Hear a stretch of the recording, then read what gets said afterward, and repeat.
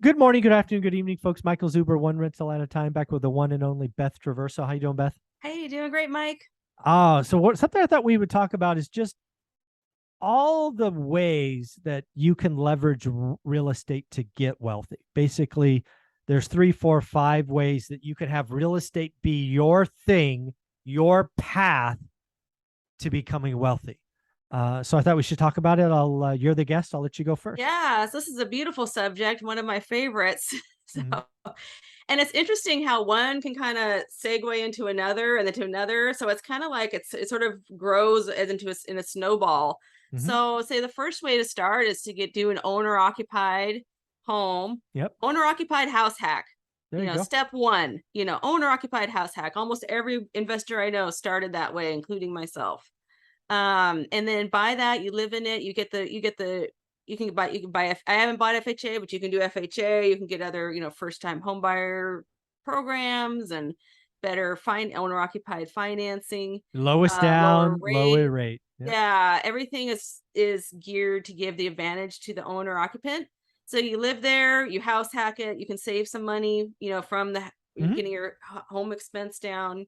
And then over time, some people will live in the house for a year or two and then purchase another one. You can keep going like that. That's how I did that. My husband and I both did that until we had like three or four or five houses, and then we ended up going a different path. But Mm-hmm. so that is definitely a way you can do it. And then over time, the properties appreciate. So you can pull on that to use as a down payment. Do it carefully, people. I'm not saying do Mm-hmm. anything reckless, but like you can pull equity from a property and roll that into the down payment for the next one, whether it's owner occupied or a non-owner occupied investment property. So the houses are kind of buying themselves. Like, so in the Mm-hmm. beginning, you have to come up with your own funds, Mm-hmm. put into it. But then as time goes on, because this is a long game, right? Yep. Yeah. Years. Over Yep. years, you things evolve and change, and there's like chess pieces, and you can move the chess pieces around, like you take some from this, purchase another one here. I like to do value add. So like we add value, we can refi some of that equity out. I've never flipped, but some people do that. Like Mm-hmm. they'll flip to generate money to purchase other houses.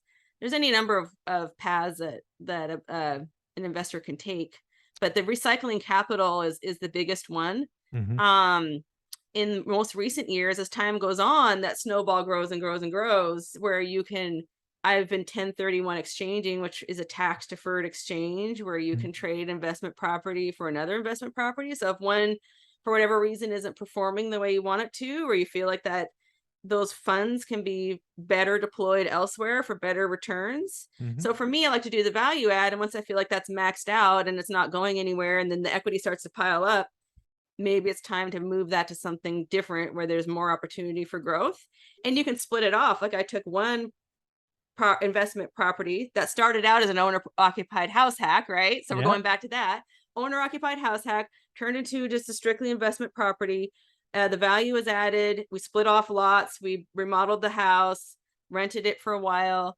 Then the equity grew substantially. It wasn't really doing much from a rental standpoint. So we decided to pull that equity, rolled it into purchasing 5 properties that are all 4 of them are development lots, and then one Mm-hmm. of them is a house that can be rehabbed and turned into a short-term rental or a long-term rental. So it's just that will keep us busy for years. Mm-hmm. So it's just a matter of just shifting things around and looking for the best opportunity for growth. Depends on your plan. Not Yeah. everybody wants to grow. Some people just want to just hang tight, and that's fine too. Yeah. The thing about real estate, there's just so many ways, right? So again, you could buy your first home, low down, best rate, house hack with roommates.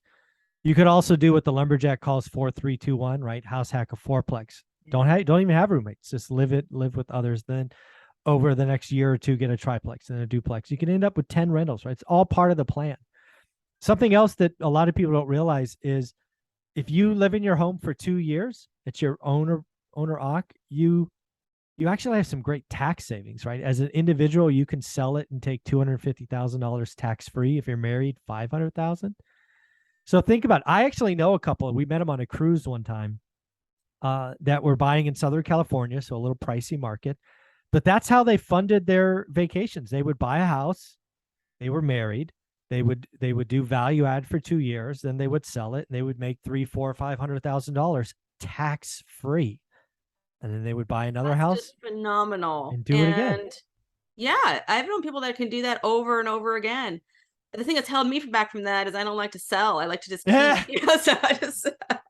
But think about it, right? If you happen But to if be in I a was gonna market, sell, you do sell your owner occupied one if you've been there and you can rent it out for up to, but by the end of that third year, you yeah, have to have you have sold to, it, yeah, you so have you can rent 5 for a total years. while and then Yep. sell. But yeah, that's one of the best tax breaks out there. Yeah, just think about it. Owner occupied tax. $500,000 for a married couple, tax free. And you could do it more than once. You could do it every couple of years. Yeah, It's wild. One of the big phenomenal. loopholes. It's phenomenal. You also have these 203K loans, right? Meet Kevin of YouTube fame. He started with his wife with a 203K loan, again, Southern California, had all the repair costs wrapped into the loan. These are things, real estate I thought your chessboard was a great analogy. It is a game. Have a plan. You don't need your forever home day one. Move in, rent it out, sell it. It's just have it be part of your journey. Have a plan. Talk about it with your spouse or your significant other, because it will change your future getting on the property ladder. Yeah, and it's hard to see right away because, like we said, it's slow, but as long as you've got your eye on the future, there's so many different ways that you can maximize this that will be life changing. I mean, I'm somebody who, never had a corporate job. I didn't go to college. Like, I don't know what my career path would have been. I was a banquet waiter before I got into real estate, right? So, I mean, I didn't have any particularly promising, prospects. And so I was able to go from that to, where I am today. And that was just like one step at a time. You're just Yeah. like adding, it's just focus on the next step. Don't focus on this so much on things down the road that can seem overwhelming, but just focus, what can I do today? I like to break it down to what am I going to do this week? I'm going to learn what average is and figure out my buy box, talk to a lender, get my pre-approval financing plan in place. If I got to work on my credit, here's the 3 things I'm going to do this week to help work on my credit. Start there and then let it go. But then just, it is okay to please do dream and get excited about the future, because this will happen, and even if the market goes up and down, that's what markets do. They always do that. Right. But you just got to have your plan and just keep staying the course, Yeah. The 203K loan, like you mentioned, is a great one too. Or I want to mention real quick about that is that that is a way that home buyers can purchase homes that are otherwise unfinanceable.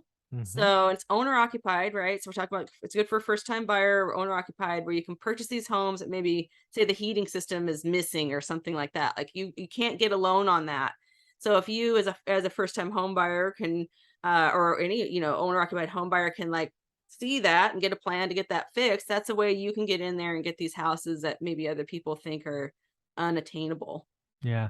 Again, what I want people to realize is getting on the property ladder is hard. It's been hard. It's always hard. It's worthwhile, but I want you to have a plan, right? Moving in, getting your first home is awesome. It's tremendous, but realize you can't, this is a one step in a much bigger game called chess in this example, but it can fundamentally change your life. It takes time, 3, 4, 5, 6, 7 years. Then you get to recycle capital. You get to 1031, you get to do cash out.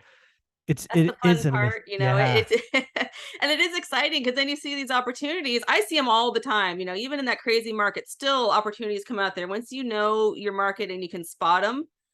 And when you have these tools, then it's a puzzle, and you get people that help you solve the puzzle, different types of lenders, different types of people in your network that can help you troubleshoot creative solutions to things. And then when you become a creative problem solver, then you're the one that gets the better opportunities. Somebody comes to you with like, hey, I got this house I can't sell and I don't know what to do because of XYZ.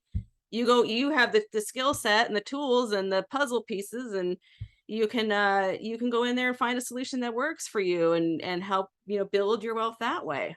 Yeah. Folks, if somebody's looking to ask questions, perhaps, Beth, about real estate or maybe buy or sell in the area, how do you want them to reach out? Yeah, so they can reach out to me through my website, bethtraversogroup.com, or say hi to me on Facebook. There you go. Thanks, Beth. All right, thank you.